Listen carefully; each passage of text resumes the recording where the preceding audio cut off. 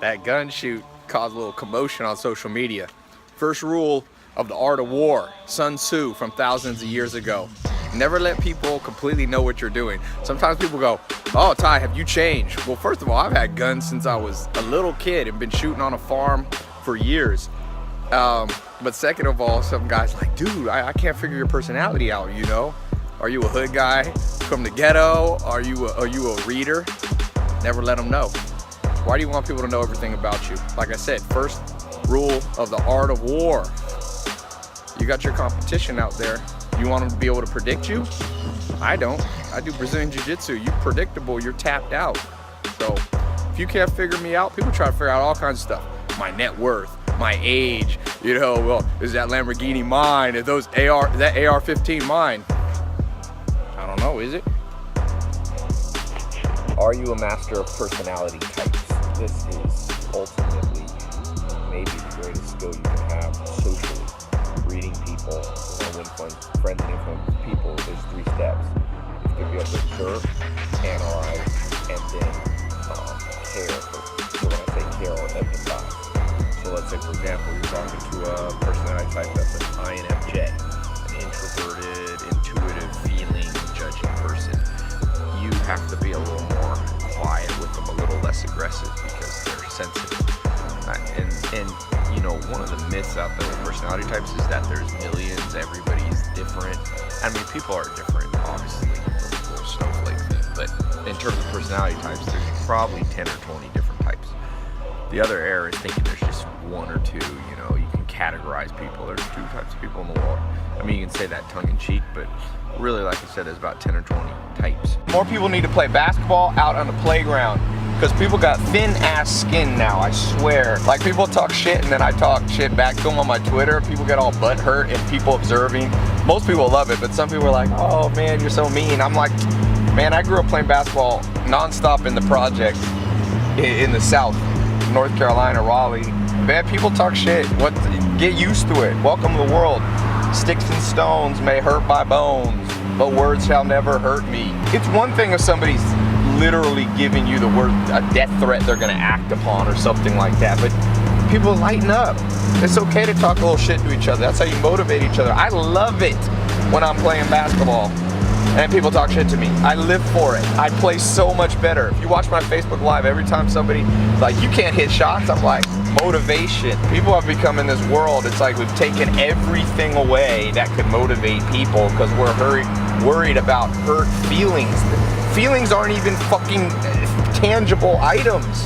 They're subjective, meaning you can choose for an action to hurt you or you can just roll with the punches. Whenever you're in business and competition, you have to use the competition to drive you forward or else you get surpassed. So a lot of people see competition as negative. I don't. I use it as motivation. You don't want to get passed up. If you talk to Swedish people and Norwegians, what'd you say? A lot of suicides. If you talk to a lot of Swedish and Norwegian people, they like, or some of them like the American system better because it doesn't hold you back. And they feel like in some countries that are more socialistic, that there's not the incentive to grow your income and to learn new skills. If you look at the medical systems around the world, the ones that are in more socialistic places, a lot of those people fly to America to get their medical work done. Now, a doctor in the United Kingdom makes about $60,000, $70,000 a year. A doctor equivalent in Argentina makes equivalent about 50 or 60,000 US dollars, whereas some doctors here make, you know, 800,000, 2 million if they're surgeons plus. And so you have to ask yourself, is that incentive-based system attracting better people because they get higher pay? Is that the reason why there's so much medical advances in countries that have a more capitalistic approach? So these are hard, you know, here's the better way to think about it.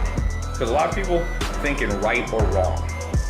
Who's right, Hillary or Donald Trump? Who's right? The Swedish and Norwegian and UK, Canadian system or American capitalism? And it's not a good way to think about life because unless you're first grade, you realize life's not black and white. There's a lot of gray areas. And a better way to think about it is what I call cause and effect. So if you have a certain cause, so you're gonna get a certain outcome. So if you switched the United States to a socialistic income pattern, which you'd have some benefits. The effect would be some positive externalities, they call that. But you'd also have other ones, and you just have to pick your poison.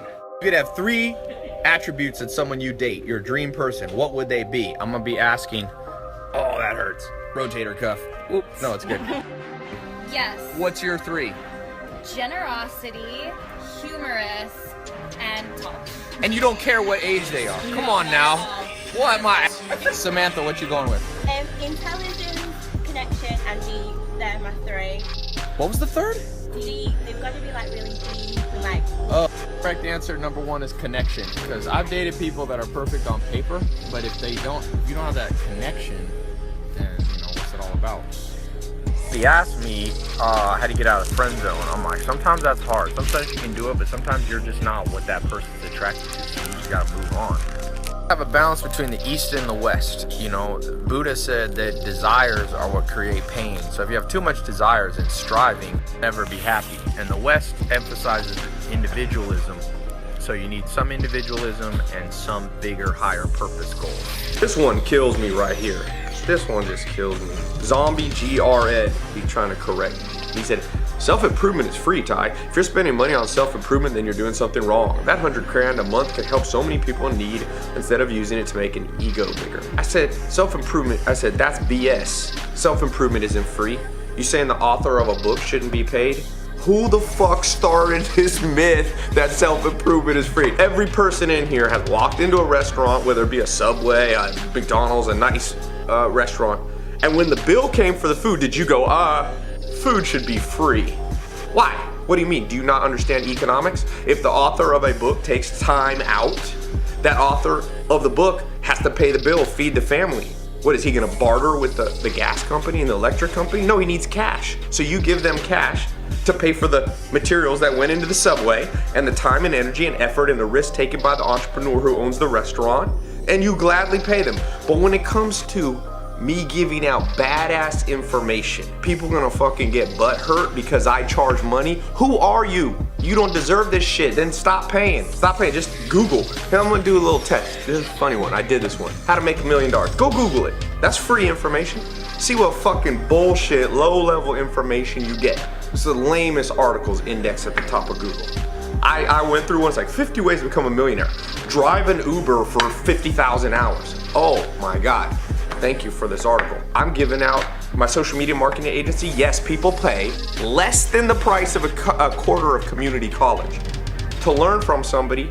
I know a thing or two about social media and I pass it on. But why should I give it for free? I spent literally tens of millions of dollars experimenting. I gotta give that all out for free? Well, fuck you. That's my answer to you. If you don't have basic comprehension skills about how the world works, you shouldn't be in my programs. If you think sometimes you get what you pay for. It's one thing I've learned with clothing, cars, different cars. This year I'm a Rob Report 2017. I'm one of the judges judging what's the best car. So I've driven them all. And you know what? Pretty much what you pay for is the quality of the car. Rolls-Royce Dawn, nicer than a Maserati. I got a Dawn and I got a Maserati. Guess which one costs more money? Yeah, you get what you pay for. When someone tries to actually help people and charge money, you're gonna try to call me fucking out. Take the L, bro. Take the L. You don't know shit about this world. That's all I can tell. That's all I can say about your ass. So you're right. You should keep your free education. You can compete with the people that pay a little bit.